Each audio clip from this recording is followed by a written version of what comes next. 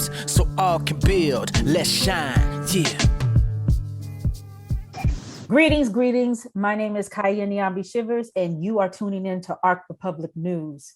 For the last 3 weeks, we have been following the case of the missing East Orange, New Jersey teen, JaShyah Moore. Since our 2 podcasts that interviewed one of her family members, her aunt, Yolanda Aguilera, there has been some developments in her case. First thing is that she's been found, which is the most important. Absolutely. Yes. Yep. That's our victory right there. Yes, after 28 days of missing, she was found in New York. Now, since she has been found, her mother has been arrested. And so we want to talk about this case. And when I spoke to Yolanda, I told her, when the mainstream news leaves, we will follow this until the wheels fall off. Then we're going to pick up the Cadillac and roll. So in that commitment, I think it's very important to follow this because this to me this case has so much precedence. I wanted to remove me out of the picture and talking about it, I wanted to bring who I think are people who were very pivotal in getting the news out and actually finding JaShyah Moore. Unlike the press conference in which several law enforcement agencies gave credit to themselves as doing so. But we're gonna move forward for that. So before we get into the thing, please introduce yourselves and tell me what respective organizations or initiatives that you are a part of. And we can start with Patience. Hi, my name is Patience Roberts. I with All Power to the People podcast. You can find that on YouTube. I'm also part of the new African Black Panther Party. Our chairman is Zulu Sharad. And we also have a nonprofit, My Youth Services, that provides services for the students, children in Newark, the city of Newark. Thank you. Sheena, we'll do ladies first. Well, my name is Sheena Best, and I live in Newark. I'm a Newark citizen.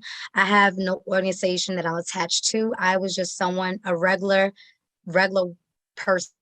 Nothing, no organization as of yet. Mm-hmm. Thank you. And Kesan? Yes. Hi, how are you? I'm Kesan Little. I'm actually organizer of our Black Lives Matter chapter here in Elizabeth, the Elizabeth-based organizer of our BLM chapter. This topic right now regarding Black people in general is something that we have always been working on, especially when it comes to having conversations on a regular basis pertaining to Black women and children going missing at a much disproportionate higher rate than any other race in this country. And especially I always make sure we include in our conversation is the Black people that we don't hear about, the ones that go unseen and unheard of, because it's much higher than the ones that is being reported. But as far as justice is concerned, I come from a family, a long history of activists and justice warriors. And just to name one, my great uncle being Malcolm X, who was my great grandfather's first cousin, their fathers were brothers. So, this is why I'm trying to just fulfill that torch as best as we could, is by just finishing the unfinished business. Well, definitely, he that ancestor is very proud. Respect. I hope so. Yes, he is. Yes, he is. Yes. And Sharif, you are last but not least, brother. I'm not sure. Peace and Black Power. I'm Brother Sharif from Menhotep. I'm the father of Sanaa Mohari of Menhotep Ashe. My daughter, my princess, was brutally murdered in the middle of this year, April 5th to be exact. She was missing for 24 days. So I'm her proud father. That's my daughter forever. I'm the National Field Marshal for the New Black Panther Party for Self-Defense. And I'm one of the co-founders of the New York Anti-Violence Coalition. And I'm part of the Brick City Peace Collective, freedom fighter in America, Vanguard. That's just me. I'm the brother. I'm here. So first, I want to say it is highly unusual that you have people from different organizations coming together for and wanting to speak and moving in unison such an issue. So I really thank you for talking with me and being on this podcast and the work that you do. So let's get into this. I want to know, how did you get involved in the search of JaShyah Moore? Before I go into that, let me just say this, Brother Sharif, I did not know that your daughter was murdered, and may we elevate her energy and her spirit. Yes. Yes, Lord. Because this is part of her legacy. So how did you get involved? I'll start with Sharif in the search of JaShyah Moore. Many people was hitting me up on Facebook, on Messenger, and calling me or sending me text messages saying, you know, this is something I should take a look at, and, you know, and get involved with. First, I wasn't saying I was hesitant, but, you know, I didn't know if I was ready to go out and do another search, you know what I mean, after coming off the heels of searching for my daughter for 24 days. You know, but as, you know, I start to see the cries coming out, people really, you know what I mean, that I know that's close to me, really taking a concern into it. I started to look more into it, and then like the spirit just moved me, you know what I mean, that to activate, you know what I mean. So someone put a call out there and called the fathers out, the mothers, you know what I mean, and the community to come out and let us do more, and let us, you know, go search for this baby. I guess the spirit, you know, maybe my daughter said, get up off your behind and get out there and go find and go look for that little girl. And I answered the call that Sunday that just passed, and I started to activate the community, activate my followers and supporters, you know what I mean, to let us, you know, pay attention to this and let us get involved and put our boots on the ground. And just a real quick clarification, was your daughter missing in East Orange as well? South Carolina, Columbia, South Carolina, but she's originally her mother's from East Orange. I'm from Newark, New Jersey. She originally from Newark, you know what I mean? She was born in Newark. She was living in Columbia, South Carolina for about a year and a half. Her and my other older daughter with their mother. Okay. Well, I had to travel out to South Carolina and look for her. Once again, I offer my sympathies, and we are definitely listening to her spirit. Anybody else wants to talk about how they got activated, as Brother Sharif said, in joining this search for JaShyah Moore? Well, for me, I was just a normal citizen, like I said, going through my social media, heard that same cry, and I just reached out to everybody and said, let's do this. You know, everybody came together, we met up, and we just definitely wanted to focus on finding JaShyah. At the end of the day, we all collectively, I felt it in our hearts and soul, and heard those cries from not only the mom and the family, but we heard it from the public. And we wanted to, you know, get off our behinds, like Sharif said, and get out there and do what we can do just to bring this child home. Mm-hmm. So basically with social media was the main focal point of just getting those cries out there. And we just came together as a unit, and we didn't realize the impact that we was going to make. But I'm so happy that JaShyah is home and she is safe and alive. Mm-hmm. What a Patience or Kasan? Yes. Yes. Yes. Go ahead, Patience. Mm-hmm. Oh, thank you. So yeah, no same thing. I saw a post on my Facebook page that this young girl was missing from Central Avenue, and that was just weird to me, because anybody that knows East Orange and Central Avenue, it's nothing but cameras. You can't escape. You can't escape East Orange police on Central Avenue. Yes. You can't. That's impossible. So I started, you know, digging and looking through other social media pages, and then I saw a post from Donna Jackson. She's an activist from Newark, New Jersey, and she's one of the most vocal ones. She went to the police station, and there were no flyers. There were no flyers of JaShyah. What's going on?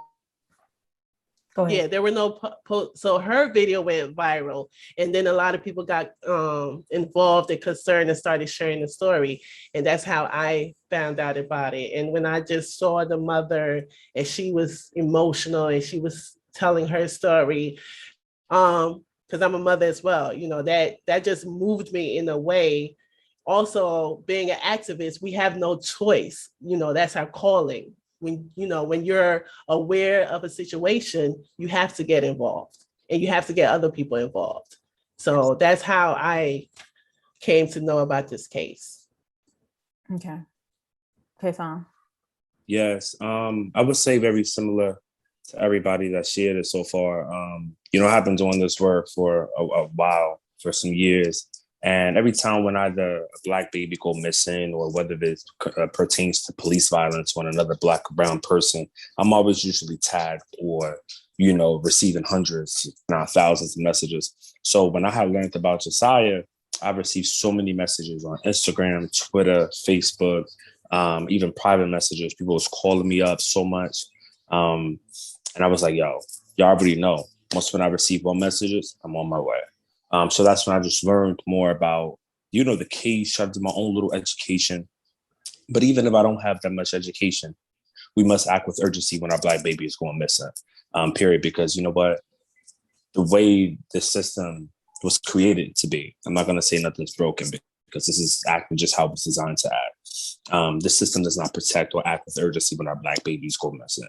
It literally, act only with that amount of urgency with the Gabby Petitos that goes missing, or Becky's with the good hair, all these other white girls from other ethnic groups. Our Black babies are always left out. And they are like the most underserved, the most unprotected in this country. So that is the reason why we have to literally not only act with urgency, but we got to do everything in our might to literally defend them.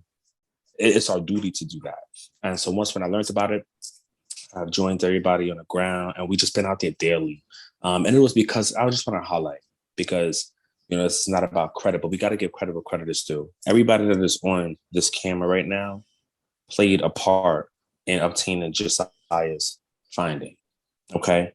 It was literally us. It wasn't law enforcement. It was not the mayor of East Orange. It was not the prosecutor's office. It was every single body who was out there day in and day out, giving of themselves to unite this baby back with her mother, back with her family, as we should back safely, sound, and unharmed. It was everybody that was out there spreading awareness, whether it was on doing lit drops, like we were giving flyers to stores and on the corners, every single corner, block by block, wall by wall, store by store. We was out there over 12 hours a day, most of the days, not eating, not sleeping, because literally directly, directly, this is the family stuff, but indirectly, this affects us as well, because we want to see our Black families, especially, united and safe and unharmed and free from violence, free from neglect, free from not being protected or not being with their loved ones. So that's why we knew it was incumbent on us to not only speak up and educate one another,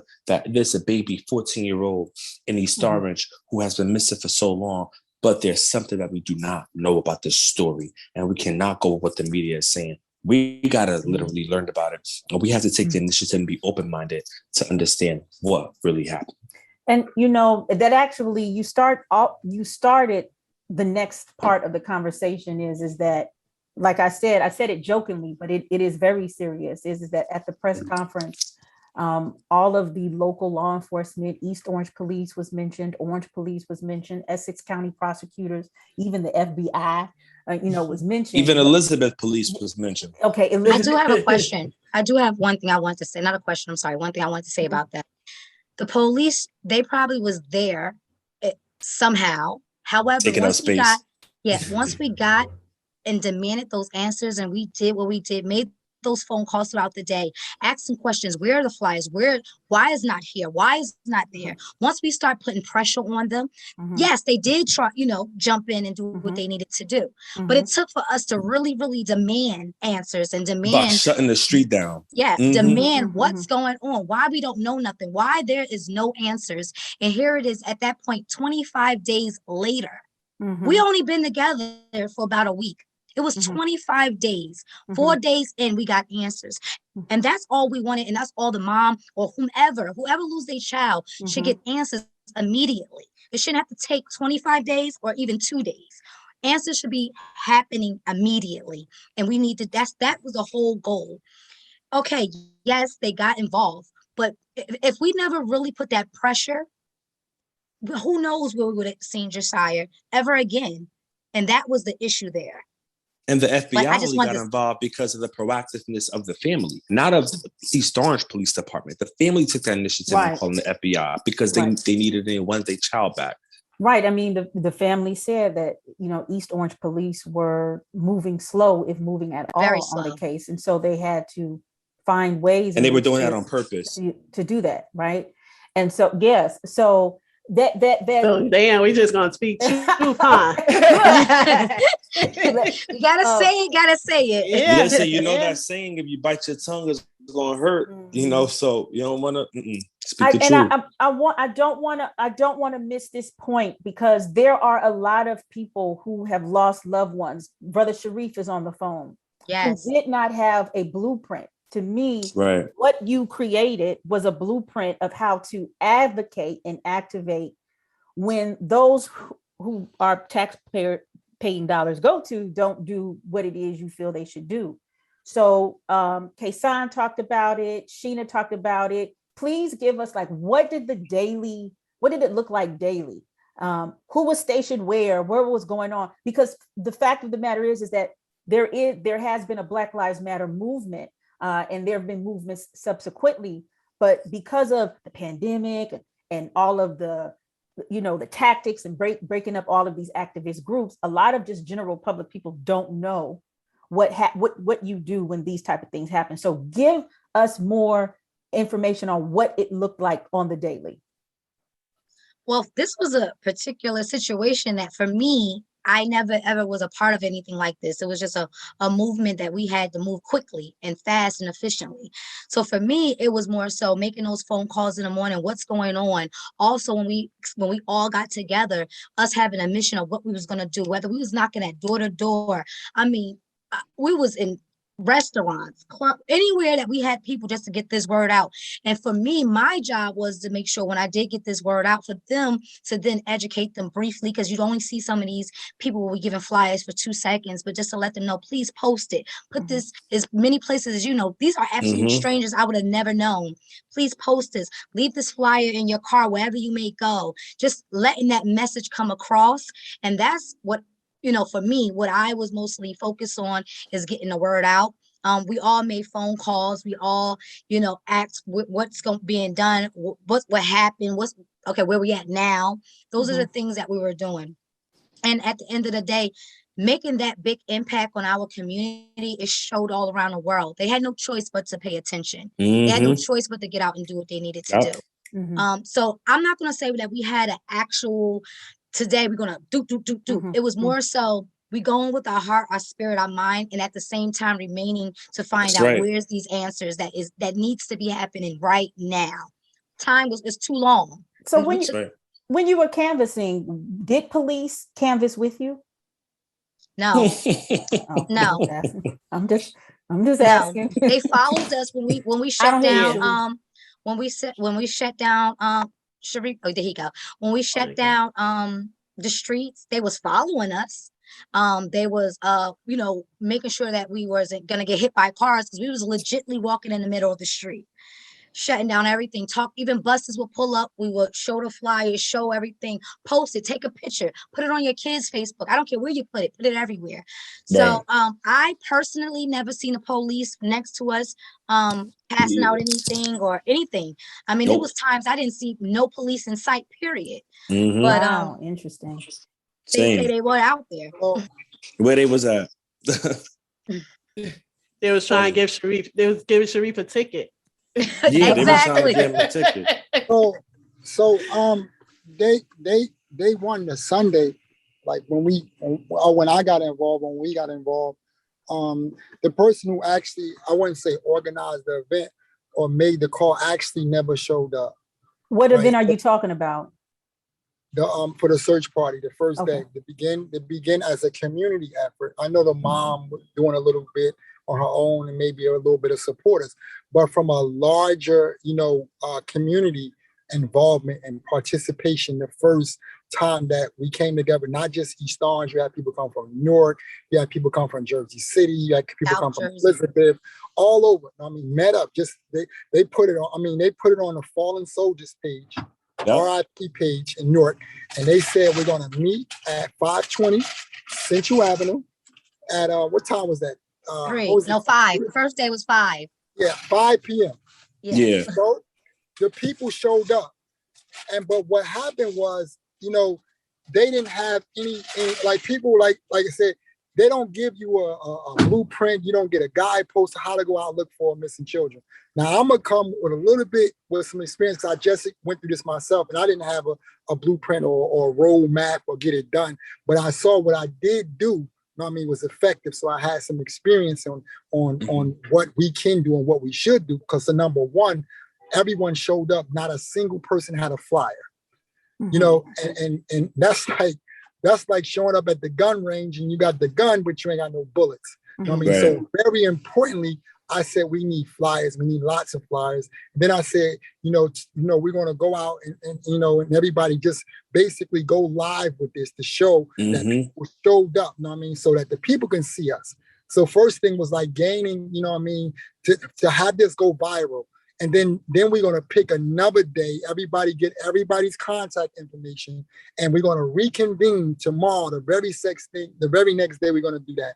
But this time, come with lots of flyers. Come with lots of flyers. And so we did that the next day. I told them, once again, continue. Everybody post this on social media. Continue to post it and repost it and post it.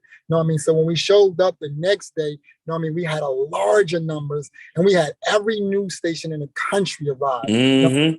From what we did that first day.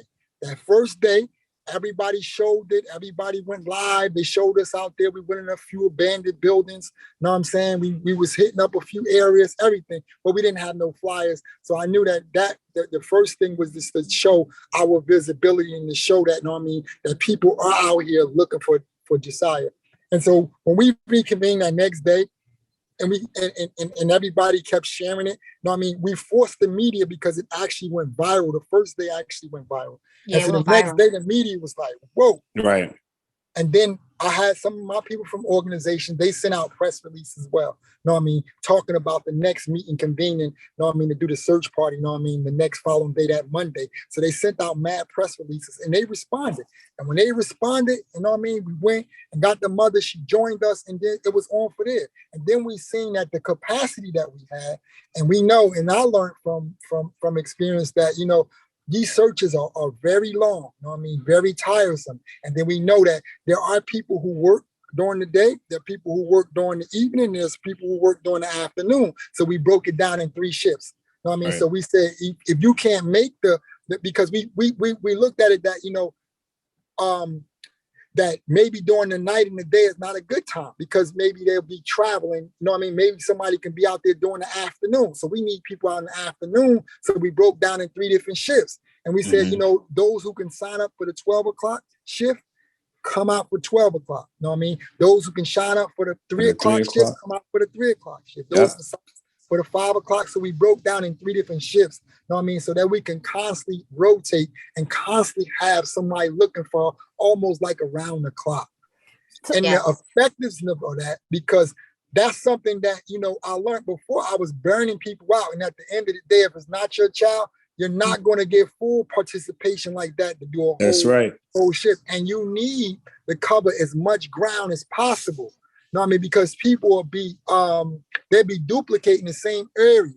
So once they're a part of our mobilization, and spread them out, they'll be able to spread out. We'll be able to cover as much ground because it's important to cover as much ground. And gratefully, by I would say 3rd day, we almost cover half of East Orange. And we begin to expand our search to Orange. So we was moving. We was about and I do want to give a shout out to Orange Fire Department. They was very nice because when we would pass certain places, we would stop and get donations. So I do want to give a shout out to them because they gave us flyers. We was walking in places asking for donation for flyers as well. And he gave us a nice stack, which allow us to. Orange gave us much more flyers than East Orange did. Yeah, wow. East Orange gave East Orange. Somebody came to the precinct and they gave them 4 flyers. That was me. Wow. She only gave me 4 flyers the first day, and then the second day she only gave me 35. I said, this is gonna be gone in less than 2 minutes. Because we wanted to touch everybody, even if we wasn't speaking to them, we wanted to leave flyers in their home or somewhere so they can see this. So the whole message, in the mailbox. Mailbox. We did all that. The whole message was for people to actually see this little girl wherever she's at, wherever little rock she was under. We wanted to uncover that, and people could see. And thanks to us putting that pressure on those bolos and getting places that we would have never, we wasn't able to reach. It was only day 3, 4, you know, as we was going. That bolo, somebody was able to see that and say that looked like JaShyah, but that wasn't going on when she was surfacing around town for 25 days. The hypocrisy of the Essex County Prosecutor's Office. Hold on. Let me. I would like to add a little. Okay. Me too. At the patients. Yeah. Yes. So our contribution was, you know, getting the word out on social media. But Africa, he's another local Newark activist. He actually went and investigated. Like, he went knocking on doors, asking questions. He went to the stores that JaShyah, the poppy store, and he actually spoke with the owner. And he was like, the police did not even look at the cameras. Like, they did not. So I don't know when they finally go and get the cameras, but these, like, the first 2 weeks, there were no camera footage being looked at by the police, according to the neighbors, the store owners, and everybody on that Central Avenue strip. So, like, East Orange dropped the ball on this, and it must be known. Like, everybody needs to know the powers that be, as usual, failed us, and they're continuing to fail this family. But we're gonna get into that. Right. But I just wanted to add that point. Yeah, and I wanted to add something back on what Sharif said. Everything he stated was true. It was because of us being on there daily that, because of our platforms, it spread it widely, and then people were literally sharing it and resharing it and reposting it day by day by day. That's how the media got alerted about it. It wasn't due to the local officials that was demanding the media to coverage this. It was literally our platforms that people were spreading, and then eventually went into the ears of the media. And like activists like us, we get interviewed very often, especially myself, right? So when I had contacted many of my press connects, I was like, listen, I'm not very happy right now, because the media has always been selective on what they want to cover. But when it comes to Black babies and Black children, there's we don't have the rooms to cover this. Oh, we're not urgent with this. That's the problem. That is exactly the problem. And we have to reverse course. We have the capacity to do that, right? But we have to reverse course if we really want to save our Black kids. And I'm going to be very honest. While we were searching, we heard so many disheartening things from the public. That's what I wanted to talk about. Okay. I won't get into that until your question. No. That goes perfect. to the question I wanted to ask. Yes. In the pre-show, when we were talking, part of the advocacy work and the search work was to re-educate the public about what was happening, right? So there, like, I hear multiple things going on. One, there was pressure placed on law enforcement. There was pressure placed on the politicians. There was a full-blown search party, multi-city, multi-block search party, but also there was a lot of re-education and re-educating the public in terms of what this case looks like. And it goes to your point, Kasan, in terms of, like, not only do law enforcement or our officials not really care about our Black babies and our Black girls, but there is a certain amount of community members. So what does that re-education that you were talking about looks like? That looks like, first and foremost, is people not jumping the gun with what they want to say, right? They have to have a heart generated by love and care. It comes from a place of passion or compassion for relocating children, Black children specifically. Number two, learning about, not necessarily saying that the cause of disappearance is the most important. It's about the relocation. That's what's most important about finding these babies. But just give you an example. While we were on Central Ave, day in and day out, and there were cars riding by, people not knowing what they're talking about. And they just want to say stupid stuff like, oh, stop searching already. I heard the baby was dead. Oh, stop searching. I hated that. Listen, we heard that so many times, even while I was live streamed. I was live streamed on Facebook that had a couple thousand shares. You hear me? And people were literally driving down the street, and I captured those people. I said, listen, this is the disheartening part about it.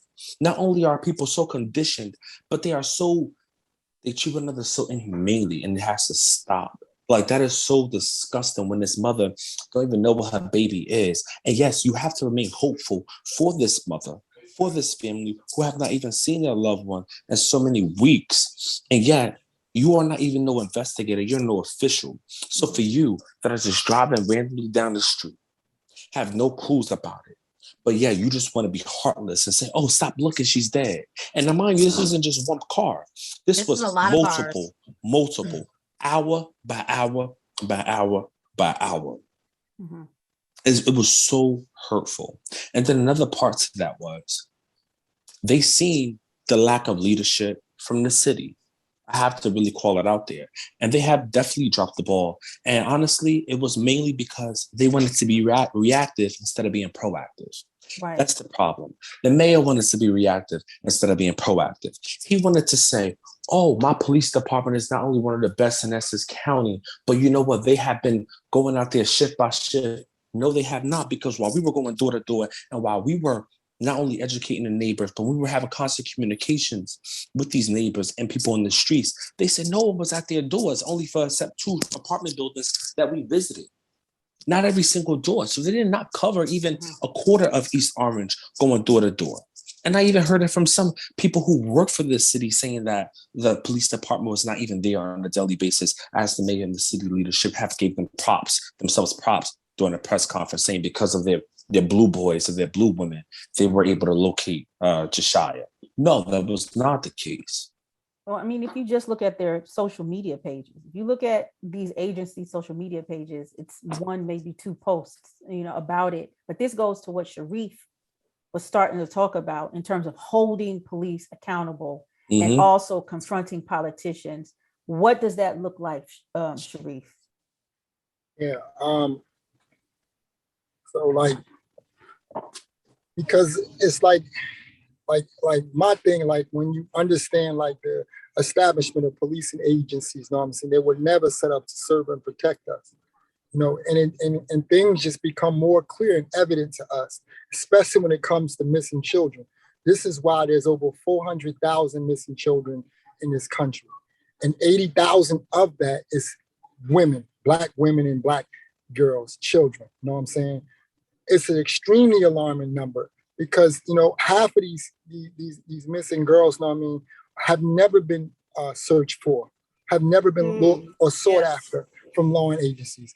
And if you will look at their reports, if they would be transparent and say, let us see your investigation of what are you doing to find them, absolutely zero.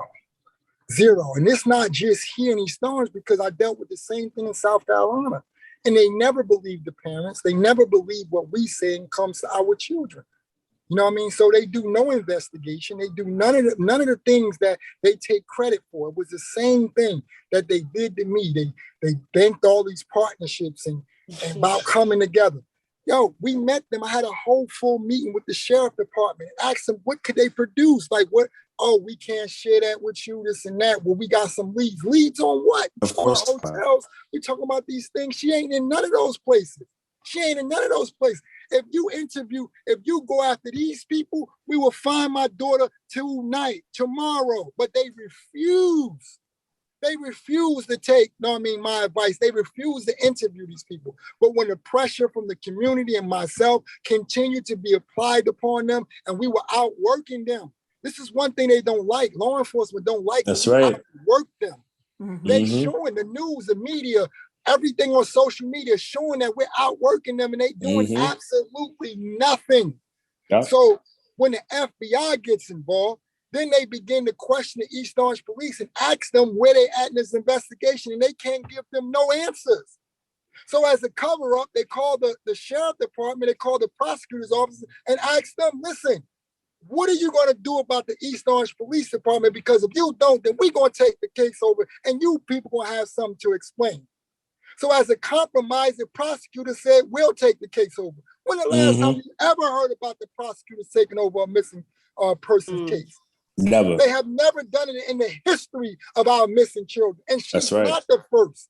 She's not the first. You know what I mean? So that's credit to the family and that's credit to the community. Know what I mean? For not only applying pressure, we exposing them. That's the same thing with the Panther Party, same thing with those that expose the government by when you show the community, like, listen, the power is in the people. You understand? When we unify, when we come together, we can accomplish what we will. That's right. When we show that we can, we can do these things. Know what I'm saying? That if we show concern, when you talk about Black Lives Matter, if it don't matter to Black people first, then who is else to matter? And it shows, and that's part of, and that's part of the other fight, the other flip side, that we fighting against. We fighting against white supremacy that permeates self-hatred in our people. That indoctrinates our people to devalue Black life. Black life in America ain't worth nothing. So to our own people, it's like, what is she worthy to look at? Because our people so conditioned. You understand? That's the feeling that we had, that she's not worthy to be looked for. Because she's a Black little girl, not just to the law enforcement, but to our own people, by questioning why we're searching her and have to look for other reasons that we shouldn't search for her. And they actually believe that because of the conditions that she was under, that we should regret for going out there looking for her. That's the logic that they have. And that we should have regret, that we should have, some type of feelings because we put our hearts on the line to find her. And I want to ask her, and it seems as though they're more upset that she's alive than dead. Yes. And I want to ask her that before I lose this. Sharif had touched on an important part, because I know we all have been receiving messages since JaShyah has been relocated. And I have probably screenshotted maybe like about 56, 57 messages talking about, what do you have to say now, since JaShyah is not only alive, but that her mother is in their circumstances? Or, people have just been saying so many disgusting things. And literally, the type of hate mail we've been receiving. Not only, some maybe have been death threats, right? Because our people are so conditioned in the world.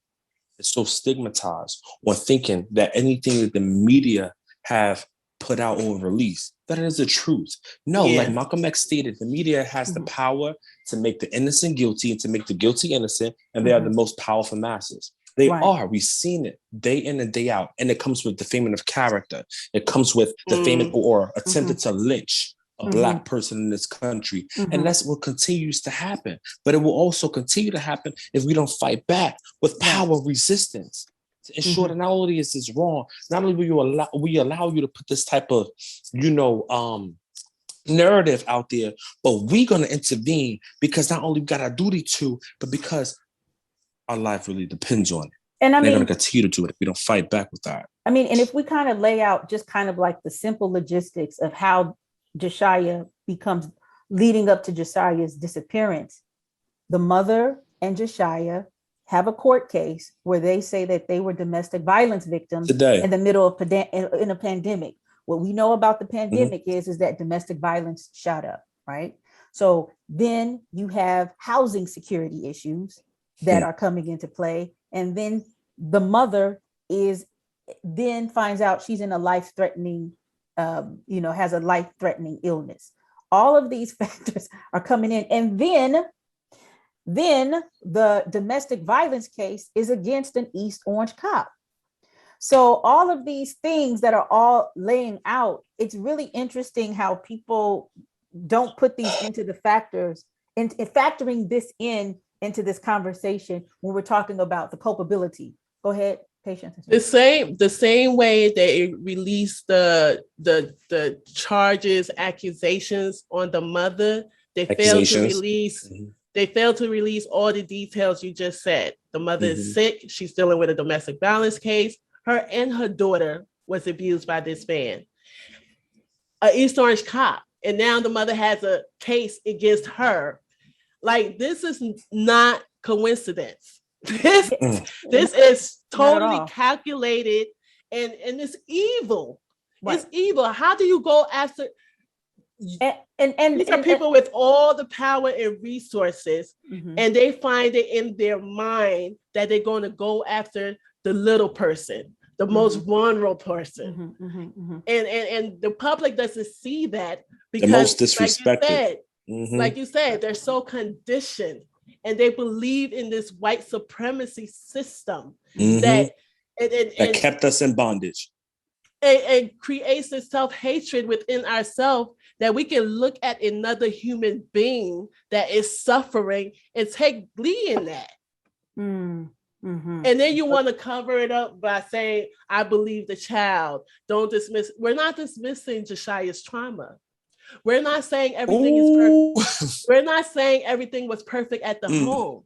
What we're saying is this family needs help. They need resources. This mother does not need to be in debt. And they were failed by the city. That's right, and by the system. And they were failed by the city because this mother had a long history. Go ahead, Sharif. I was about to just say that this mother had a long documentation log. She had a long log of documenting not only her trauma, her pain, and her sufferings that could have been remedied by the city, but yet they wanted to be reactive and protect their very own, which she always do.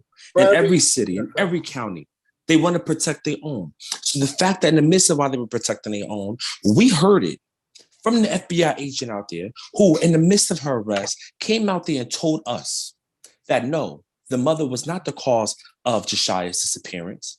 And no, JaShyah did not say her mother ever put her in harm's way. And no, I'm going to tell you something. This is what he said to us. He said, I'm going to tell you, not only the sad part of my job sometimes, even if I work for a higher division than local agencies, I still have to comply and adhere to the wrongdoing and the unjust behavior and unjust rotations that has been inflicted upon our people for years. And let me say this. He said, this is a great mother. She was just in tough situations. Yeah. He said, this is a great mother. She just was in tough situations. And he said to me, she's going to need you because what the media is about to do, we heard this from him before the media had went a spiral with their lives right now. He said, she's going to need your support because it's about to get real ugly. I can't say nothing else because my job is on the line. But just know that if you take this information, just make sure you do not release my name. And I have respect for people like that who have some type of genuineness or some type of compassion where they know that the system is not only keeping another Black woman the most disrespected in this country. The most disrespected is the Black woman. Not only did he have some type of compassion, because this is not an FBI agent who is stationed in New Jersey. He had to go back to DC. So before he had traveled back, he literally stated to us that they're about to do some messed up stuff. And she's going to need an army behind her. So we had so much evidence. We had the confirmations from him. We had the leads from him. Now it's about us acting accordingly and ensuring that justice is served on her side. And you know what? Maybe justice is the wrong word because she can't really get real justice because real justice is preventing this type of trauma and tragedies from happening to this lady. But we can assure her some type of closure and safety net or some type of assurance and saying, you know what, Black woman, we got you. We're going to protect you. We're going to shield you. We're going to comfort you because the system will never do that. But in order for us to do that, we got to raise an abundance amount of awareness and we got to set a precedent in ensuring that this is not happening to another Black woman. Those that go unseen and unheard about. Those that go seen and heard about. We have to reverse course. That's real justice. Is ensuring that this don't happen to another female. Kason, your internet. Yeah. Damn, I was going in. You was going in. We heard you. We heard you. Y'all heard me? We definitely heard you. Yes. Perfect. Somebody came through. Somebody channeled you. Perfect. I ain't saying who, but exactly. You got channeled. We just want to make sure we capture you very well because it's do you need me to repeat it? I think we heard everything, but let me just kind of heard it, but it was just delay. It was just a delay. So, just in case if you didn't, let me just sum it up again. The principle of the situation is and the confirmations we received from this FBI agent before he traveled back to DC. He said not only will the system and the media collaborate. It's that's the devil. Yeah, exactly. That's the white supremacists and the media. And the same person that yanked this footage that nobody can find, right? But we heard it. We heard you loud and clear. Basically, there was an FBI agent who came to a group of you all and said, wait. I bet you my camera gonna cut off again now because I'm about to say something real. Listen, the FBI agent also said that they had JaShyah for 5 days. before we knew. What? Say that again. Say that again. Right, Sheena? Right, Sheena? I don't remember the 5 days exactly, but I do remember they said we had JaShyah for a while interviewing maybe her. a day prior. Yeah, a day. No. He said 5. Yeah, he said okay. 5. Because I put it in my notes. Remember, I had my phone out and I was noting. I put in my notes and I was noting word by word. So 5 days. That means JaShyah for 5 days. He said. So listen. He said that they had JaShyah. They knew where she was for 5 days. They was just waiting. They didn't have her. Right. They didn't have her in their custody, but they knew where she was for 5 days. I don't believe but listen, listen, it's still more to that story too. I don't believe he had them for 5 days. That's just probably trying to show that they were on it, which I doubt it. They didn't know. Well, I kind of believe it because he came out again and said that she's arrested based on these allegations. She's arrested based on these allegations because of now something that JaShyah said. I think they geared her. No, I don't remember the exact 5. I do remember them saying something that we had JaShyah for, I believe, like before when we found out they already interviewed. Well, this is what I remember when we found out that JaShyah was found alive and safe. Which I believe Thursday. They had them. Yeah, which was Thursday. They got her probably Wednesday. So when we was out searching, that's why, they was questioning her at that time. They definitely had her on Wednesday because that press release did say the 10th. And the press release, that's why I thought was very bizarre because the East Orange press release said November 10th. Correct. But the family was called on November 11th. So that Wednesday morning, they already was closing in the person who gave them the tip or whatever. They was verifying the tip. I mean, they had to get a picture of her. They had to get the picture to her mom that are verified, and then they begin to close in on it. But the whole thing is very obvious. I'm saying that it's retaliatory. I mean, it's a lot of retaliation in it. I mean, hell. We just hollering all over the country, Black Lives Matter, specifically for reason the police killing us. Nothing has changed. So when you come against the police, when you challenge them, that gang and system, they're gonna come with full force.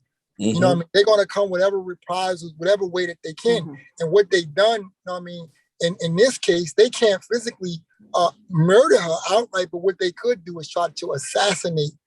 Assassinate her. She's sick. They are physically murdering her right now because she's sick. And she's not they can try to push for in terms of physically murdering her, in terms of shooting her down in the streets like they normally do. So they're using different other tactics, to silence her. The main thing is to silence her, to discredit her, as they always done, which is the job, which the FBI always try to do. Anytime you gain momentum or we gain momentum as a people, they always got to remind us of the plantation. They always got to remind us, of what, who we are and what we are. And many of us believe that we are what they say we are, which is niggas or slaves. And they use the same playbook that they've been using. They use almost every tactic that they use in Willie Lynch that we can see, when you terms of the old versus the young, and use the male versus the female, and now they use the mother, versus the daughter versus the child, or they use, they use distrust us, only believe them, the media, the police, and so forth, that we can never trust one another. We can never, have adoration for each other, only adoration for them and their system, and they are the ones who save us, and if it doesn't be for them, hell, we'll die in the streets or we'll suffer. So it's always been part of, the tactics that they use, divide and conquer. So when they see the people gaining momentum in our unity and being able to exercise that, they come with that same tactic that they use year in and year out, is divide and conquer. So now the people who were united for JaShyah Moore, now we're more divided than we was when we went in. Yes. So right. That's really more divided and more split, than they was when we went in. And they do this every time. You see, they do this even when we unite around George Floyd. Every time we mobilize and galvanize our people, the enemy find a way to distract us, find a way to disunify us, and send us back to our corners again. So every time, we gain some type of momentum, on this issue because we had our momentum was high. Just imagine if we would have continued on the high and went into the next case with that momentum. Yes. Because because right after this, we hear about then people start to talk about the young lady that been missing for 3 years. So now we can't even move in high gear now because everybody now are made to feel disappointed, like they did something wrong because they supported with all these alleged charges. You know what I mean? And what happens is that, you know, and even Malcolm talked about that. He said the media, you know what I mean, they study media is a science, and they can create any image that they want of a person. Just yesterday, you know what I mean, Miss Jaime Moore was like, you know what I mean, the people's hero mom. Like out there looking for her daughter. And in a twinkling of the eye, now she's the most vilified Black woman in America. Overnight, they've done this. And so let me just say this for those who are listening who haven't followed the case. Let me kind of put like a timestamp in terms of what we're talking about. So what in this conversation is that what you've been telling me is that at the very least, authorities located and properly identified JaShyah Moore on Wednesday, November 10th. On Thursday, November 11th, I know this for a fact, the family got a call Thursday, November 11th. We were with them. Okay, got the call that they had located JaShyah Moore. Actually finishing a search at that time. They just said that's what she said. Yeah, we was finishing a search. We just got back from, that's the day we was going, you know, going to different businesses and restaurants and stuff like that. And we just got finished. We literally was about to say, all right, again, guys, tomorrow. And then that's when she got the call, and we was right there. She, you know, looked at the picture and knew that was JaShyah at that moment. And I want to add something too to that. When they called her, they stated to her, we're going to come pick you up. But when they got there, they showed the picture. So, you know, usually from past experiences, unfortunately, when they come pick up a parent and say, hey, we're going to bring you down to identify your kid, unfortunately, it's not a good reason. But I'm so glad that it had reversed when they got there and they had the picture, because ultimately from past experiences, we know when they go pick up somebody, unfortunately, the kid is not here. So... And let me say this about the picture, because I was speaking to somebody in law enforcement, and me being in media for now 3 decades, but me not, you know, me being in media, but now being back into it heavily practicing. From my understanding, it was unethical and even possibly illegal to show the photo of a minor who is in custody for child endangerment and domestic violence. So it's very, very interesting that this picture that they show the family is the picture now that's generating in the news when you have somebody who's a juvenile. So I just wanted to say that was interesting. So November 11th, another part illegal too was how they are questioning this juvenile without parental consent. Right. Or even saying now, if the parent isn't there, there should be some type of social worker or advocate. That's correct. There that is advocating on behalf of the child, which I don't know if the family knows, because they have not put out publicly a statement since what I'm talking about. So the 11th, the evening of the 11th, after you all canvassed. But the family probably wasn't even included in this, in anything pertaining to the child right now, especially like pertaining to the casework or anything. They're being left out on purpose, but this which is unlawful. This is consistent from what I understand from the whole case. This is what Sharif said. This is what you all were saying is that there was little information that law enforcement was providing anyway in terms of the update, and we're giving things like, oh, well, this is still under investigation. We can't say that for the purposes of investigation. So November 11th, the evening of November 11th, the family gets the notification that they found JaShyah. On November 12th, which is Friday, at the same time or around the same time, you have this press conference of local law enforcement. At the same time, they're arresting the mother of JaShyah Moore, Jaime Moore, for 2 counts of endangerment. And me speaking to some legal folk, allegations. Yeah, they're totally allegations. They're minor accusations. And another serious point to that point is that, you know, and then all the foul play that's in this case. You know what I mean? When they definitely need a lawyer and legal representation, there's a lot of lawsuits that's going to come down, a lot of legal challenges that's going to come down to all the points that you're raising. Once a lawyer to look at it and stuff, a lot of that stuff is not even going to be admissible in court. A lot of that stuff is going to be legally challenged. And even to the point that you talk about the photo, because we was in the press conference where that reporter, you know what I'm saying, actually took that picture and released that stuff, and she didn't even supposed to. Correct. You know what I mean? She did that arbitrarily on her own. And everybody just ran with it. And then another thing, even the reporter is from where? Do you know? Channel 11, the one that first covered the story. Yep. You know what I mean? Channel 11. And then another thing, and what's also leaking out, was it Pix 11 or News 12? There's Pix 11. Pix 11. So, and there's also when you can look in some of the statements in terms of her charges when they outline the gruesome charges that they're alleging against her. This was leaked from the East Orange Police Department from officers within the East Orange Police Department. Yes. Her complaint out to the media. Yes. Those are other legal ramifications that they're going to have to deal with. They leaked her complaint out, unheard of, unprecedented. I mean, that they leaked her complaint out to the public and out to the media to continue their smear campaign. And they have stripped so many of her rights away in just less than 24 hours. Her civil, her constitutional, her parental rights. Because they look at her as nobody. Like, she has no power, she has no voice, and she has no community behind her. So they're gonna do whatever they want and whatever they're slowly they can. killing her. Mm-hmm. Yes. Yep. And it's a shame. And people out there that is he hi and going with all this and smearing this mother, you all should be. It's sickening. You should be ashamed of yourself. They are participating in the slow lynching against this mother. That's what they're participating in.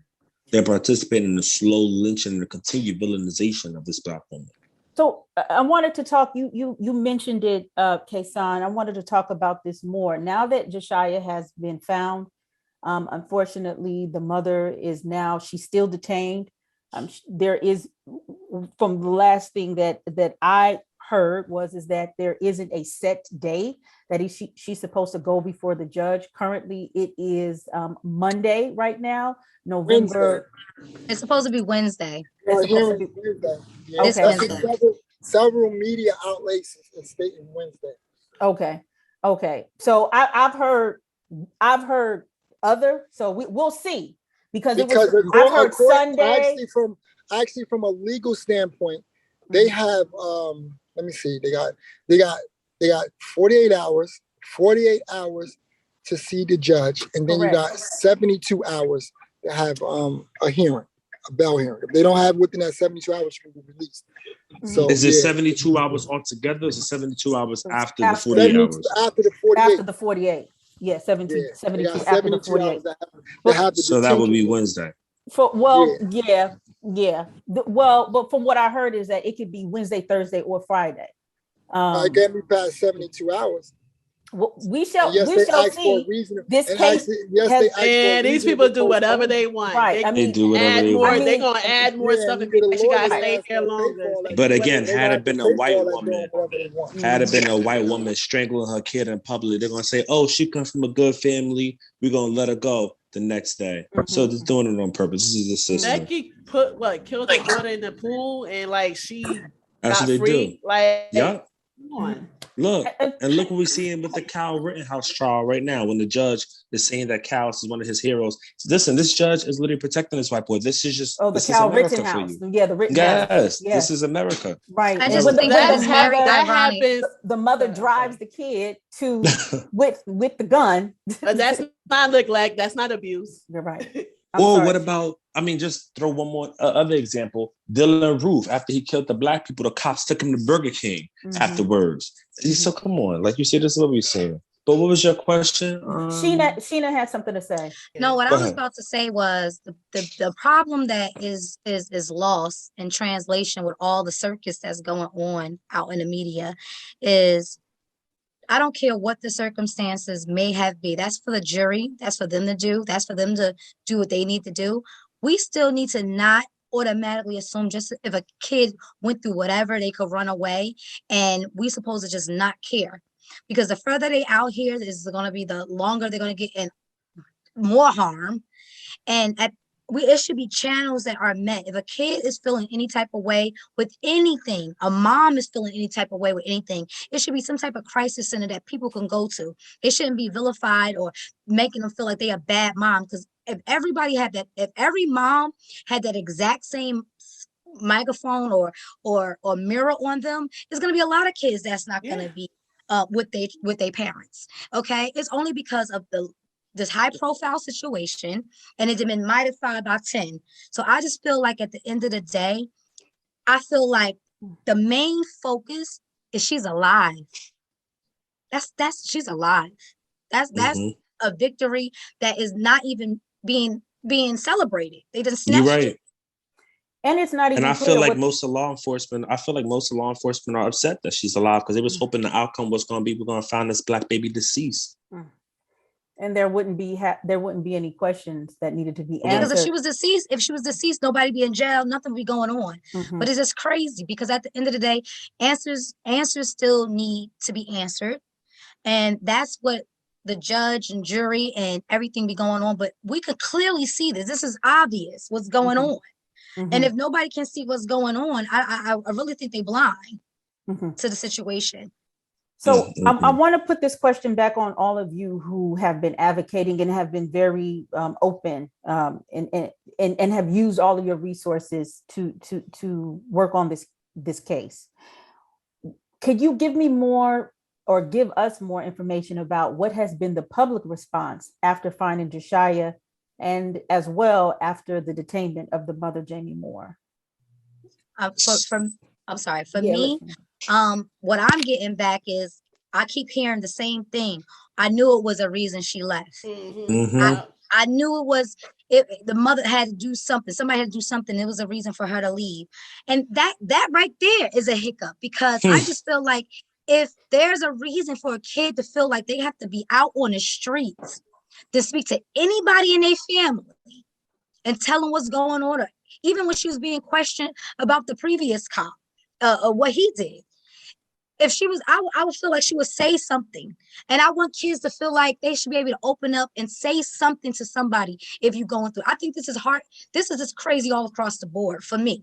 All across the board, this is crazy. I feel like kids are being, like shut up, or parents is being shut up. That's not right. They should be able to go to, everybody has their problems, especially in a pandemic. People lost a lot that was fine 2 years ago. And that whole situation to me is disheartening, that a person could really tell you, oh, I knew the mom did something, or I knew like it's a reason, like it's okay. None of this is okay. That's how I feel. But Patience. So I gotta go ahead. Just quickly, huge dilemma. My phone is gonna die. It must be broke. My charger doesn't work. So if I fall off here, I got a new charger. That's white supremacy for you. So 1%, I'm gonna be offline. I don't know, so guys know when. Well, thank you for all that you do. Yes. So if I drop off, it's a wrap. I don't know when I'm gonna be able to call again. My charger don't work. It's all. Well, I'm pretty sure this will be one of several. So then he should answer the next question, just in case he has to drop off. Yeah, and my question was, Sharif. Yeah, my question, Sharif, is that what has been your experience after JaShyah was found, and now that Jaime Moore is detained? What has been the public response and your experiences since then? Oh man, the public response has been, to me, very disappointing, disheartening. For me, it's saddening for me. You know what I mean? That we can be so duped. You know what I mean? So deceived and led astray to the real mission at hand. That we can easily accept. You know what I mean? A narrative. You know what I mean? From those people who never had our best interests at heart. You know what I mean? And that we did so much coming together, so much, effort and energy put forth that we will settle for, or becomes a split between the child and the mother, divide and conquer, and make us choose a side. If you support the mother, that's like by default, they're saying you don't support the child. You know what I mean? So it's like every which way that they could to divide us and separate from us is being done. And we're falling for it. 2021, we're falling for the same old dude. You know what I mean? We never heard from JaShyah's side of the story. Right. We only getting regurgitated the lies that's from the very people who put us in the condition and the problem in the first place. Yep. They weren't the ones out. And then the people who are buying into the narrative never met her. Know what I mean? And never even came out there, know what I mean, and passed out one flyer. And they're pushing the hardest in dividing our people in our community, you know what I mean? So that's very saddening for me, you know what I mean? That, because at the end of the day, we should be celebratory that she is alive and she was found well, you know what I mean? And we can be able to deal with, you know what I mean, those situations at hand. We never give one another the benefit of the doubt. You know what I'm saying? We never give us, you know what I mean, the chance, you know what I mean, to be redeemed if need be. You know what I mean? We don't deal with. Sorry, y'all. That was Shantae. She said she's joining now. It's not too late. For them, we're so, you know what I mean, judgmental when it comes to each other, and we so always look for the negative and never look for the positive in a situation. I thought that, we will be able to rise, you know what I mean, above that, you know what I mean, and be able to see that they play that same ploy and deploy tactic. 1 minute, you know what I mean, they were just, like I was saying, just honoring her, you know what I mean, and then in the same week, you know what I mean, begin to vilify her in the community, fall for the same old okie doke, you know what I mean, and when you look at half of the stuff that, their actors, these are basically, they had this information prior.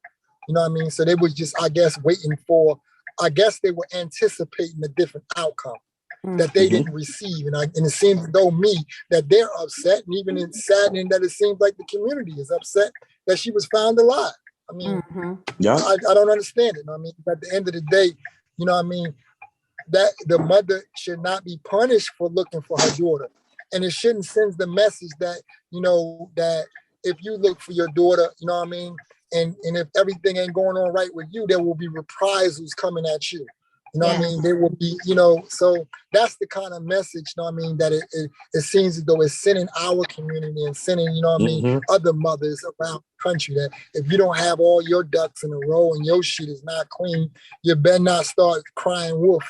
You know what I mean? Because if not, we will punish you. You know what I mean? We will jail you if you're doing. And they also send the message people don't understand. They will lock you up for saying otherwise. For your child running away, you can be locked up. That's what it says. You know what I mean? It says if your child run away and you try to look for her and you put pressure on us, and when we find her, we locking you up for child endangerment. So it's like they make the victim out to be the perpetrator, and they make the victim held responsible for their own victimization. It's like when you petition the government with grievances, this is they play back to you. So therefore, don't call us out. You know what I mean? Because that's very sad. That's very sad. Parents should be able to you should be able to say what you need to say to your child. And white people could. The community, the response I received from the community was similar to what everybody said. But there's an underlying issue that I want to point out. It's poverty, man. Poverty. A lot of people in the community like, oh, I knew, look at her with the eyelashes, the way she's talking, the way she's moving, and all this stuff. And just commenting on her appearance shows how vain and hollow people are. And that's due to their ignorance. They're not so much as educated. They're not educated in how this society operates. They don't understand how poverty impacts people, and how people behave and move. And can I just say this real quick, Patience? And I want you to continue. Not knowing that she was losing her hair, and that she was doing had to wear a wig and canvassing, and just like you all, not eating properly, not sleeping at all, Like, Oh, this is what, you know what I'm saying? After your child is missing for a month, how are you supposed to look? Like Beyonce? You know what I'm saying? Like, that is just insane, right? So to your point. So I say that to say that there's a hatred for people that live under these conditions. The world hates poor people, and they hate poor Black and brown people. it does. The most. Yep. And they Yep. show it in every way they can, in every opportunity they can, because they've been conditioned to hate poor people. Mm-hmm. And they're poor themselves, but they don't see that until something happens to them. Then they start to relate. I was talking to somebody on Facebook who had an issue with NPS and her child. Another NPS system is what? Newark Public Schools. That's Newark Public Schools. Another system that has consistently failed our children. She had an issue with it, and I'm trying to explain to her how these systems fail us. She couldn't see how that related to her case dealing with another system that failed her child. So I'm like, imagine if you're in that mother's shoe. You saw how they did you, and that was not even as big and as serious as Miss Moore's case. So you can imagine how they're coming. Like, as a mother, you're in the similar situation, not similar, but you have to deal with systems as well. But you can't see this mother dealing with these systems, and you can't relate to that because you're so involved in your own I guess high morals. Like, everybody's on the soapbox and the pedestal now. Like, everybody's the perfect parent now. Mm-hmm. Like, nobody makes mistakes, nobody hits their kids, nobody yells at their kids, nobody tells their kids to go find something that they just lost. I'm guilty of that. I've done all of that. But I'm not locked up. You know what I'm saying? There's people who have done worse and they're not locked up. And I'm saying all this to say the community is not educated in how these systems operate and how it is designed and created to kill poor people. It's designed that there's nothing else for these systems to do. That's what they're here for. And until people understand and realize that, we're not going to see anything different. And the way we get people to understand and realize that, it's the hard work. We got to organize. We got to educate them. We got to fight them tooth and nail on all these social media platforms. You know, I can't tell you how many times. Dismantle all oppressive yes, systems. I can't tell you how many times I've been blocked, deleted, my page been reported. Yep. You know, and I have to keep going, doing it all over because it has to. It's hard work. It's hard work. I live in a gated community, the hood. It just has a gate around it, and even talking to my neighbors, it's hard to get through to them because for so many years they believe in the system that is actually doing the opposite, that is harming them. And they don't see that this system is harming this person, it's harming you as well. Because you're gonna be the next Jaime. You're gonna be the next Jaime Moore. Your child is gonna be the next JaShyah Moore. And that's why we have to uncondition Black folks. Yep. And what are we going to do when that happens? Listen, you know how many family members? That's why I say it need to be a system or some type of system made for this, because this system, what happened with Jaime Moore and JaShyah Moore, this is happening. This is happening all over the world. Right now. So when are you going to fix the issue and fix? Some people, just like you go to marriage counseling, some people need to go to parenting counseling. Yes. Some children need to go to crisis counseling. There's a lot of things that needs to be in place, and we can't just ignore it. We just can't ignore that. It's a bigger scope that needs to be looked at here. You know, kids are important. Parents are important. Black lives are important. People in general is important. We can't just automatically, like Sharif said, it is children that never was even looked for. Why? Because they considered a problem child. They ran away or whatever. Never even got the recognition to even try to even ask questions about where their whereabouts is at. That is unacceptable at the end of the day. So we have somebody else that is on the line. I wanted to properly introduce Shantae. So while Shantae, and thank you so much, because I know you have a lot to do, and for chiming in when time became available. I think what you said, Sheena, was really important. Like, it had to get to this point to where somebody who really needed resources, it didn't have to get to this point. If only just perhaps the resources were provided, even though we don't know what the whole story is, but I think that's something that we must emphasize. So now, are you ready, Shantae? Yes, I am ready. Can you guys hear me? Here we go. Yes. Hey. Hey, how's it going? How you doing? Welcome to Arc Republic News. Yes. Thank you guys for having me. I just wanted to touch in. I've been here for a couple minutes and I heard everything that you guys were saying, and you're absolutely right.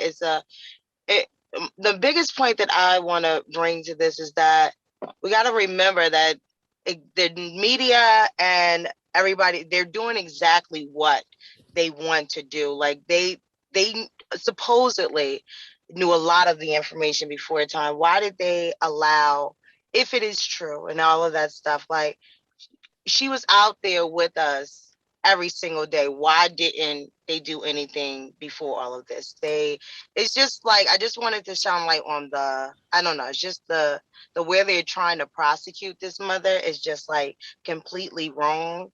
And like you said, Patience, it isn't anything that any of us haven't done before. It wasn't until she called out the system that it became That's right. That's exactly when it became a problem. You could do whatever you want until you start calling out the system for what it is that they're doing wrong. Then they're going to find something to bring charges up on you. And these charges are, I'm going to go ahead and just say, in my opinion, it's like, it shouldn't be out there. And if I just have look at white supremacy. White supremacy just cut her off too. I couldn't even hear her. Yeah, say that one more time, Shantae. You said in your opinion. I said, in my opinion, these charges are bogus and trumped up. Yep. My thing, if I have to be on here and I have to say anything, my main message is free Jaime Moore. She doesn't deserve it. That's right. Yeah, that's right. And that's just gonna be my stand on it. I know a lot of people are like, how could you? Like, to hear one thing out there in the media versus to stand side by side and look someone in their eyes is completely different. Absolutely. So I'm going to stand with her like I have since I came onto this. And like, I don't know if this was said on here, but the number one prosecuted person in America is the Black woman. We have to stand together. We have to make sure that we support this mama. And I also want to just say, because I don't know if she's going to hear this or not, and I don't know if anybody else told you, but I just want to speak to Jaime directly. Happy birthday, baby. Like, happy birthday. You. Like, so that's really the only thing I wanted to come up here and shed and, say. I don't know what you guys talked about beforehand. You could have repeated everything I just said, but no, I really wanted to at least come up here, and especially from Black Lives Matter New Jersey. I think it's important that we also stand with this mother and just let it be known that, let everyone, know that we are also standing with this mother and the Moore family. I wanted to ask a question. Yes. I heard this and I wanted to know if I'm off base. There was a point that even officials or law enforcement were dissuading canvassers or protesters from doing the work. Like, yeah. Could you talk about that? Yeah, I mean, they didn't want us out there. The main thing was, we're doing our job. Why are you, like, when the day that, the street was blocked, it was, why are you guys out there doing this? We are doing this. We passed out 600 flyers, but the stores on the next block up didn't even know this was missing. So how did you canvas or do anything? Nobody's video footage, and this is personally talking to these store owners. Nobody said, oh no, anybody came in here and asked for video. Like, did you know about the 14-year-old missing? No, what 14-year-old are you talking about? Area. No one knew. It literally, when we started blocking off the street, people were upset at first. The people that were at the bus stop were upset at first. Why are y'all blocking off the street? Until they saw the posters. They were like, are you, a missing child is missing from here? Where? We're like, right here. The lady was surprised and shocked, like, from right here? In front of the Poppy store.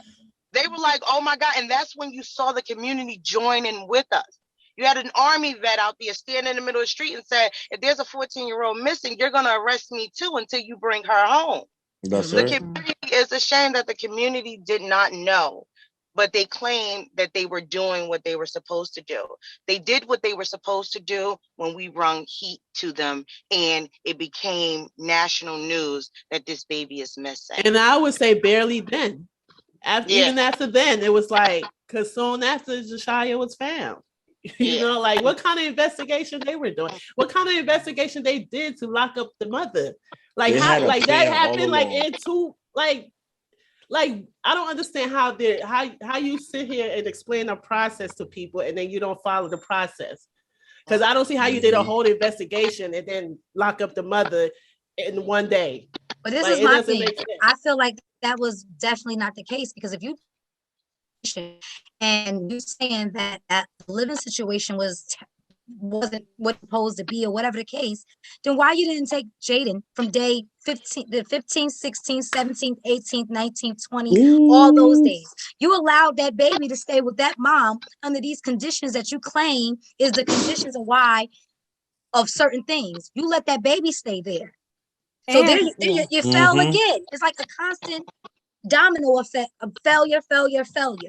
And there was another adult in the household. Why isn't not that adult from the so-called DV case from last year? How do you have a DV case and not investigate all the adults involved? Because obviously, if she was an abusive mother, that would have been found out in the DV case. But they allowed the mother to keep both her child. So like I don't. It's just so obvious. It's so blatant what they're doing. It's well, crazy. actually, people need to get that's woke. funny. That's funny that you say that, because we was at the press conference. We was the only civilians basically at the press conference when this was going on. And they specifically asked, does she have any open cases with diapers? Any open cases? She had nothing. So for this to come out now is my point exactly. Because we was just in the press conference, but they filmed what they wanted to film. But good old phones film a lot. So for them to just say that now, that she had a case and all this other stuff, now you want to say that. But that's when that reporter asked that question, does she have any open cases? And it was no. She had nothing. So it's just funny. That's my first time me hearing that part. So it's very funny that that's what was being said. No, she doesn't have a DV case. She's in the DV case is against the East Orange cop that abused their daughter. I know when you have a DV case, all adults involved are investigated to ensure that there's no more abuse going on. But they allow this mother to have both her child since then. So there's no the system. It was, she could have her children as long as she did not call out the system. As long as she was believing that East Orange was doing what they were supposed to do, she was perfectly fine. The second she realized, okay, it's been 20-something days, you guys have not done anything to bring my baby home. Let me reach out to local activists to actually help. Now all of a sudden, we got to bring these charges up against you. Now all of a sudden, your living conditions are not right. You're being neglectful. You're doing all of this. Only then, once she started calling out East Orange police for not doing anything and the elected officials for not doing anything. Now it's time for them to save face and be like, we didn't do it because, we were building this case. You wasn't building nothing. No. You wasn't building nothing. You said out your own mouth that, no, we've been out here. She's been cooperating with us. She's been doing this. She opened her whole entire life to y'all. If she had anything to hide, she wouldn't have did that. But it wasn't until called the FBI. Exactly. It wasn't until she started saying that y'all not doing anything. When y'all did your press conference after the FBI got involved, by the way, y'all did the press conference after that. Once y'all did that, and she made it clear that y'all are not helping, y'all are not canvassing, y'all not doing anything. Now all of a sudden, oh no, we're gonna bring these charges up. It's just saving face. It's bullcrap. It's retaliation for this Black mother calling out the system is exactly what it is. That's what it is. That's what it is. That's it. So now we are at this point. We are waiting. She hasn't been brought to bail. No arraignment yet. She's still detained. How do you move forward as activists in these type of situations? Me, I want the system to take a bigger look at this and make changes immediately. And I think that that's what, for me, is what I want to know. Like, what are you doing for kids? I really want to focus on that, because this is not going to just happen today. It's going to happen to plenty of parents if we don't get the help that is needed. And also not allowing people to just automatically toss people away thinking they're just a runaway. I need them to take that whole runaway word and put it somewhere else. If you go missing and I don't know where you at, you need to be found, period. That's right. Period. That's it. That's it. That's what my direction is at this point. I don't feel like this is fair at all on nobody's party. If this girl needed help, she should have got help. If the mom needed help, she should have got help. And to be sitting here giving her the Cirque du Soleil performance is out of control. Mm-hmm. The biggest thing I have with that runaway is that while it may be a runaway from the start, you don't know what it transpired to. It could have been a runaway that turned into an abduction, that turned into a murder, that turned into anything. But you're just, runaway, let's throw it away. Like, you cannot. That's it. Yeah. That's it. That's it. You can't do that. You can't do that. You cannot do that. I don't understand why they're even making a distinction between runaways, abduction, and missing. Cover the ass. Like they said, those are all the same things to me. If a child goes missing, that is just as important as a damn Amber Alert. We have an Amber Alert for all our children. I don't care if they ran away, if they're missing, or whatever the case. But see, an Amber Alert should go out. That's part of the fight. What we're trying to do to get the law changed, and actually, that's the fight we were trying to get a law passed in my daughter's name, the Amenhotep law. That, when a parent or mother say their child is missing, the sense of urgency are the same. The same as a kidnapping or whatever. No, I mean, they respond the same. They provide the same type of resources. In fact, they get funding. Some of that money goes towards, the investigators. They have they have a missing children's police unit. They don't have no missing children unit. You know what I'm saying? That's why the case has to be elevated to a kidnapping. Otherwise, to be honest, they do absolutely nothing. Nothing to look for our children at all. They make one little fake ass bolo, be on the lookout flyer, and then say, we're investigating. That's why every time you have a meeting with them, can you update us? Oh, no, we can't share with that information with y'all as part of our investigation. It ain't no fucking investigation. And that's honesty, you know what I'm saying? So this is part of, and I can keep reiterating this is the part of why they are embarrassed. Because like I said, the community outworked them. We did more of investigation than they did. Yeah, that's right. It was proving the case more than they were proving the case. And they didn't have no answers for us. So we all in the media running and ducking and hide, because if the media got a hold of them, they couldn't tell them shit. Nothing. That's right. Where they at in the investigation? What leads do they have? Where do you possibly think she at? They ain't know nothing. And they got all these damn cameras. That only work when they want to use. That's a whole nother show. The police. They turn the cameras off on us. They sent me a ticket. They know when to use the double park.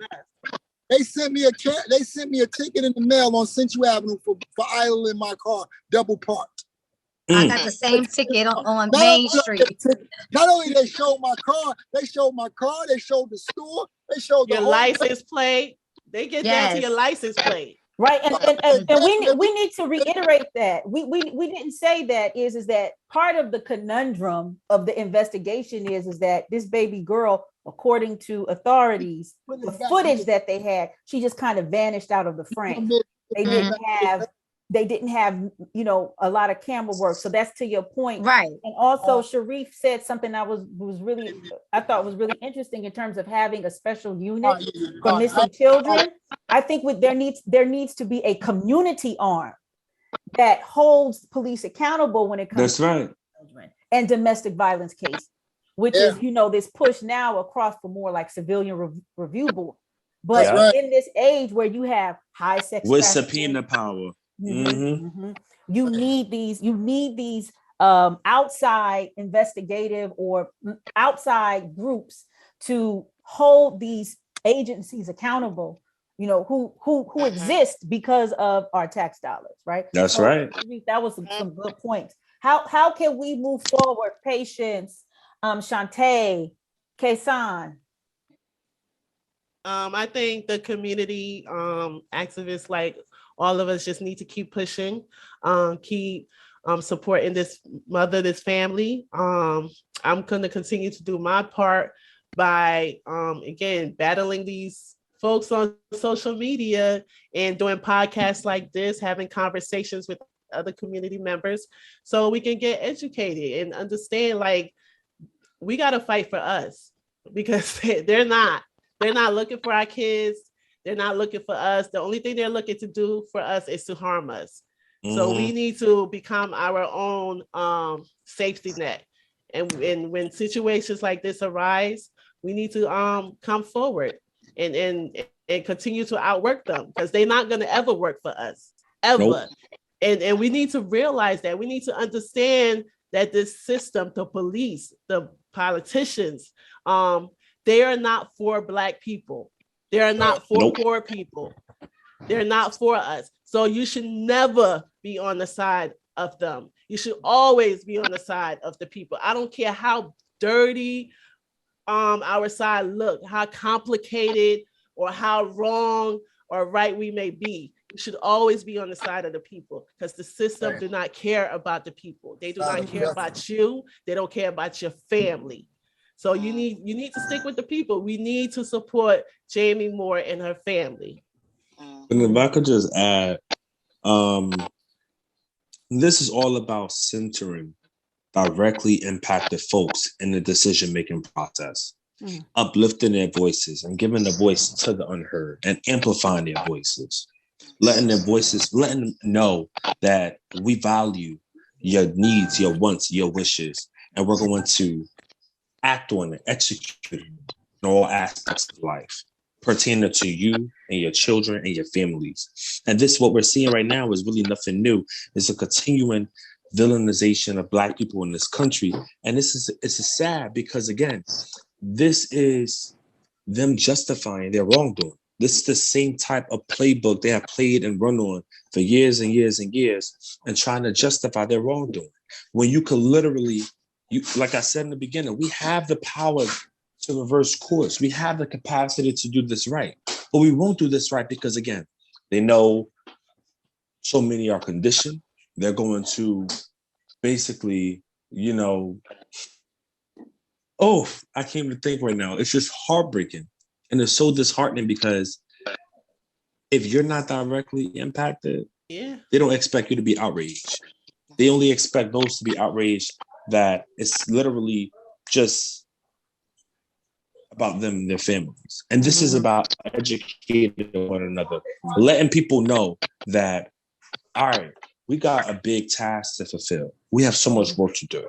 And in the coming days, it is going to require education. This is going to be a long and worthy fight.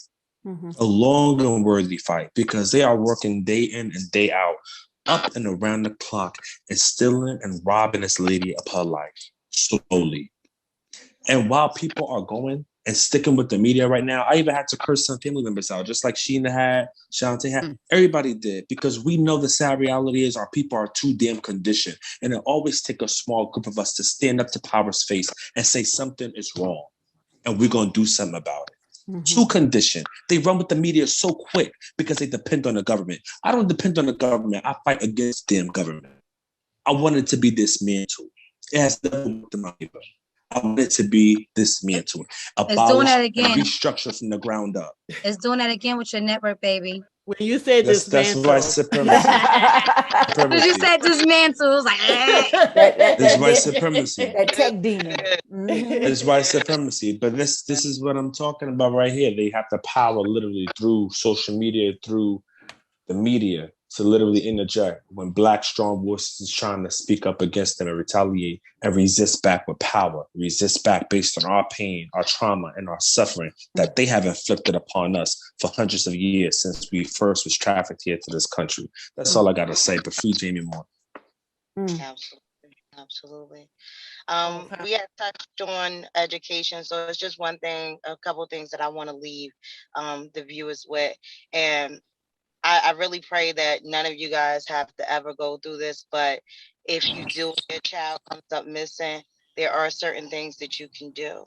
So I just wanted to go through a couple steps that could, help with bringing your baby home. So step one, it is contacting your local law enforcement and agencies, letting them know that your child is missing and to do that official police report. After that, what you want to do is create your own missing flyers.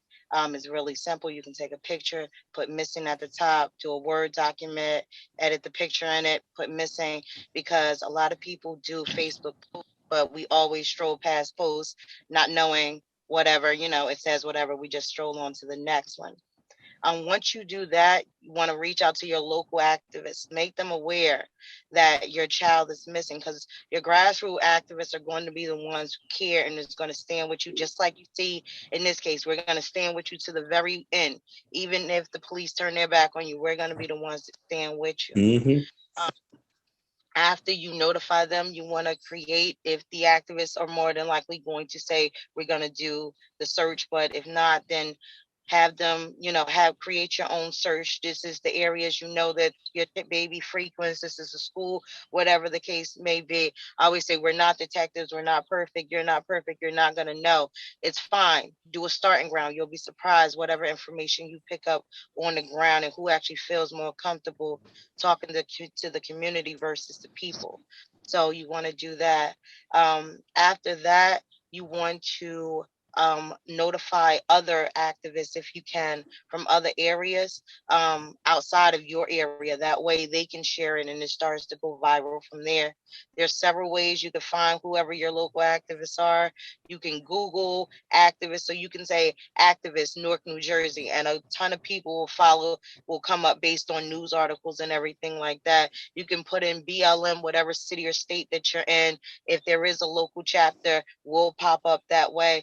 But it's very important that you do not rely on the police and your elected officials to take your claim of your child serious. I know people always get on activists. Oh, they take the streets, they protest, they do that. We bring awareness to issues that are going on. And what you will want to happen is, if your baby is missing, you want as many people to know as possible. So that's what my final words would be is, again, I pray that you guys never have to go through any of that. But if you do, those are some steps that you can take to make sure that your loved one returns home. And also, just to add on to what the sister's saying, other things to put on your to-do list is to hire a private investigator.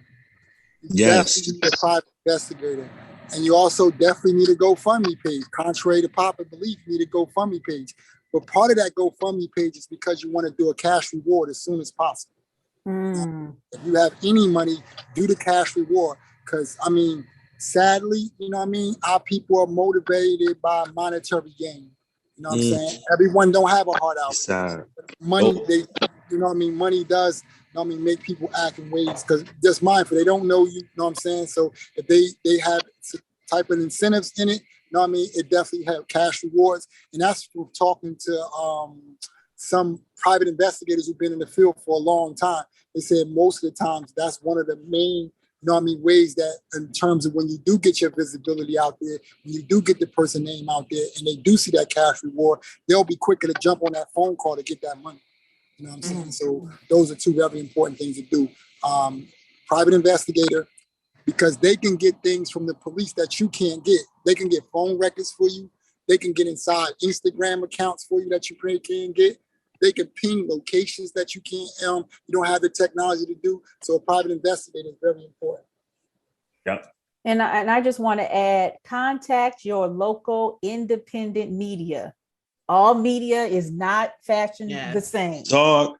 You know what I'm saying? Like, so when people say the media, know that they're talking about mainstream corporate media.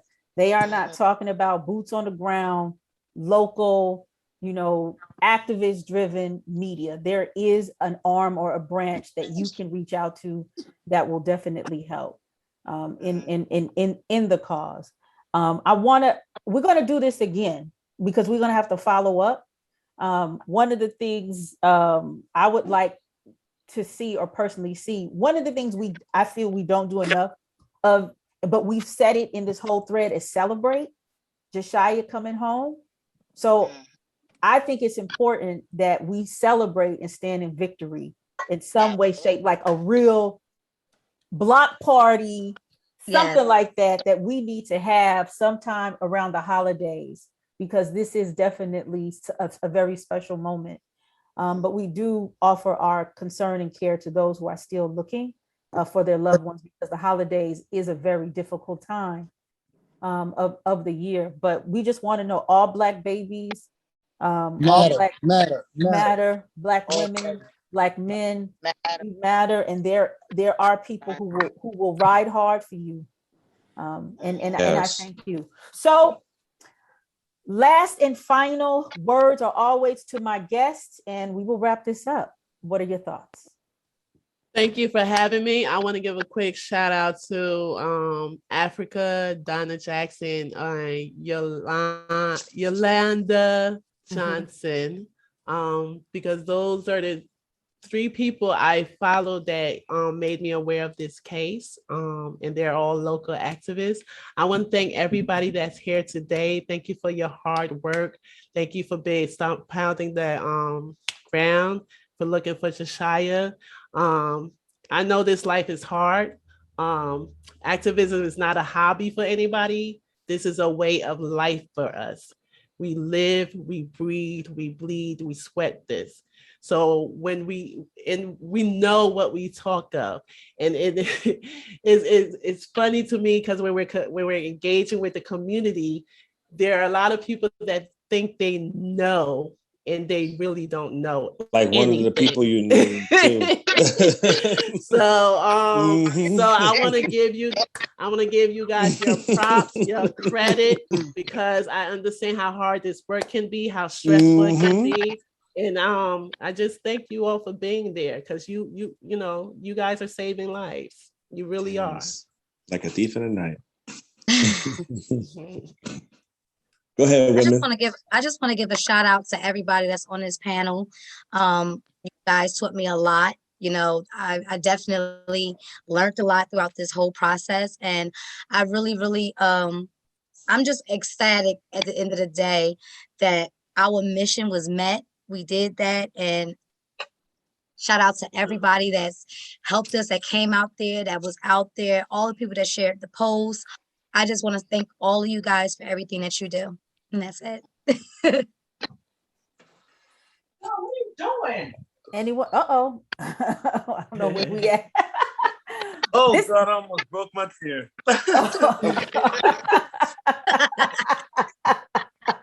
This has been the most organic podcast I have had. Reed has gone from job to car. Now he's shopping for diapers.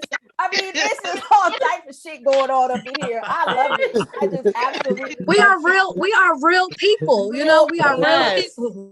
Exactly. Okay, because when I get up, I have shorts on right now, so it is a very organic. but I just want to say thank you all. I really pray that this is the first of many conversations. I bow my head to you. This is a lot of hard work. It's a lot of sacrifice. It often goes unacknowledged. I know that there's a lot of lonely nights. You definitely don't get compensated for all the work that you do in the monetary world. But I'll just go a little bit spiritual. Your spiritual, cultural currency is very high, and we're gonna ride these waves. And right. As we say, I'm from LA, so to Nip, this is a marathon, and we will be 10 toes down. That's right. That's right. All power to the people. All power to the people. Are we done or can we share? I missed that part. I'm sorry. Oh yeah, you want to share? I'm sorry. Yes, please. He almost broke his chair. Oh, that's what. This is great. No, I just wanted to add to so many people leave out the mental toll that this work take on them. You know, and yesterday was definitely a reminder for me. And shout out to Tay too, for my sis Tay that's on the line, for being there. You know, it definitely weighed a heavy toll. I mean, I had to go to the hospital because I caused so much stress. Yes. And I had passed out, you know, and I was just going on my regular day, but I was so worried about these kids. People are praising. They're not praising the fact that she's safe, but they're praising the fact that these kids are separated. And we cannot say that these kids are safe because diapers has never been safe for Black babies. These babies are not safe.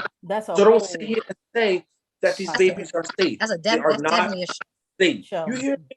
They are not safe. Diapers, formerly known as diapers, but now called DCPNP, they are the most underserviced, the most underfunded, the most racist towards Black babies, most discriminatory. You hear me? And they are talking about, oh, it's a blessing that they were safe haven. No, they're not. No, they're not. No, they're not. No, it's not. And they make a lot of money off of Black babies too. Yeah, talk about it, Queen. They make a lot of money off of Black babies. Make a lot of money off our pain, trauma, and suffering continuously that this country still, is a cause of. But you know what? That's why, to everybody on here, I'm truly thankful for y'all. You know, we have really developed a bond, all of us. We have developed a bond with that family, right? With that baby boy, right? Who's a beautiful baby boy who has a bright future ahead of him, but he cannot be failed.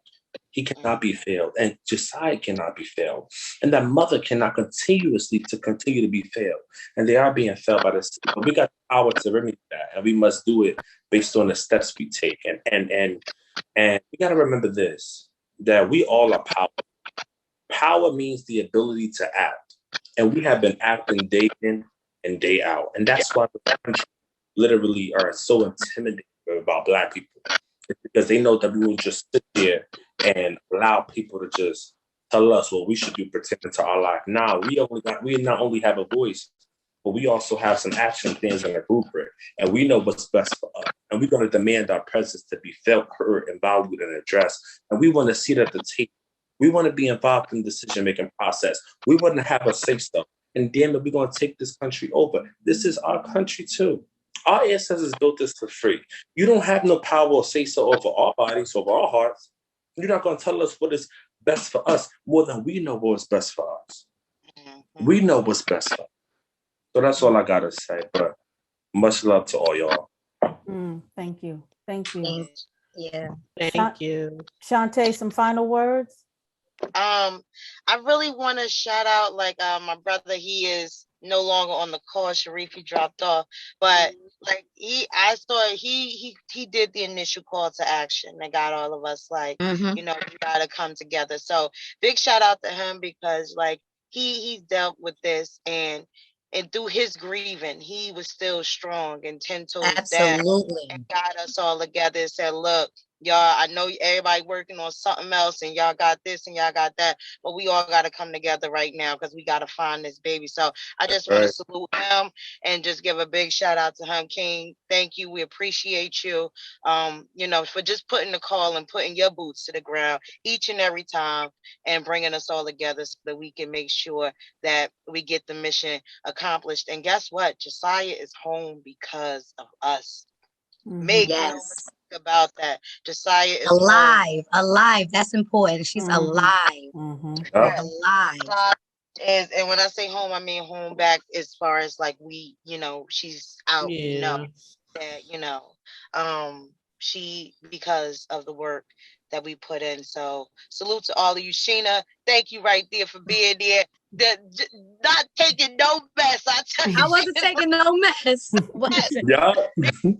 Take no mess. K-Side, I appreciate you. You know you're my brother for life. We've been in this for years.